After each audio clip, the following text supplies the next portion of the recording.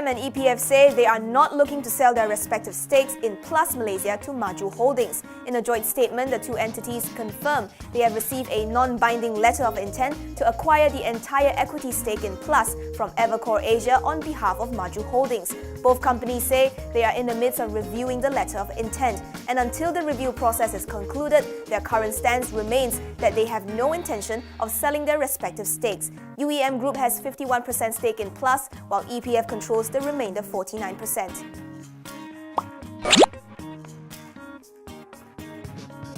PM Najib has urged Malaysians abroad not to be swayed by claims that Malaysia is a failed state. According to Bernama, the Prime Minister says there is ample evidence to show that the country is heading towards becoming a developed nation. Aside from infrastructure development, he points out that Malaysia's trade value for the first cumulative 6 months this year reached 1 trillion ringgit, up 22.7% from last year. Najib is in Washington to meet with US President Donald Trump later today. According to White House Press Secretary Sarah Huckabee Sanders, the talks will focus on regional and security issues. Hopes have also resurfaced that the TPPA may be revived. What is certain is that the two leaders will stay clear of the DOJ's investigation into 1MDB-linked funds. In a briefing ahead of the talks, Sanders declined to comment on the issue. She said the probe is apolitical and certainly independent of anything taking place later today.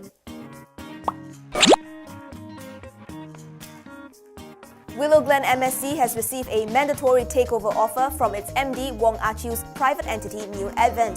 The MTO was triggered after New Advent, Willowglen's largest shareholder, increased its holding from 32% to 55% today by acquiring 55.76 million shares from several parties for a total of 44.6 million ringgit. New Advent is now offering to buy the remaining 45% stake in Willowglen for 80 cents per share or 87.6 million ringgit in all. The offer is a 40.3% discount to its 5 market day volume weighted average price. It is also 42.4% lower than the stock's midday price of 1 ringgit 39 cent today, prior to its requested trading suspension to make way for the announcement.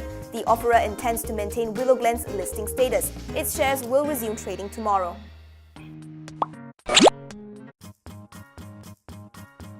Celcom Axiata saw a solid second quarter thanks to its portfolio rationalization efforts. Second quarter net profit was up 3.4% to 331 million ringgit from only 320 million ringgit a year ago. However, revenue fell by 3.63% to 1.62 billion ringgit from 1.68 billion ringgit previously due to the absence of major device launches. Meanwhile, service revenue clocked in flat at 1.49 billion. This was contributed by its postpaid segment, which has increased in revenue of about 8.2% year to date. Quarter on quarter, Celcom saw a 3.1% decline in its subscriber base from 10.23 million to 9.93 million people. Deputy CEO Azwan Khan said, despite industry challenges, Celcom continued to stabilize with strong overall data performance this year. In the two coming quarters, he adds that Celcom could be ramping out the rollout of its network to enhance network experience, as the company is lagging behind for 4G population coverage compared to others.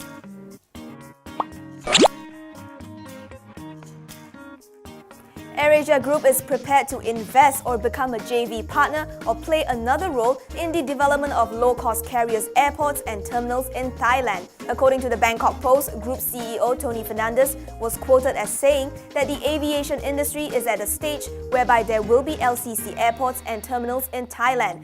He declined to comment on the latest outcome from discussions with Thai authorities concerning the airline's proposition regarding dedicated terminals and airports floated 2 years ago, only that it is making good progress. AirAsia has been keen to see Thailand and ASEAN set up airports and terminals, especially to serve the burgeoning budget air travel traffic, and as means of driving down costs among LCCs and passengers. The LCCs and terminals Fernandes referred to are those facilities with only minimal essential provisions, minus luxurious and comfortable features seen in modern airports like Singapore's Changi Airport.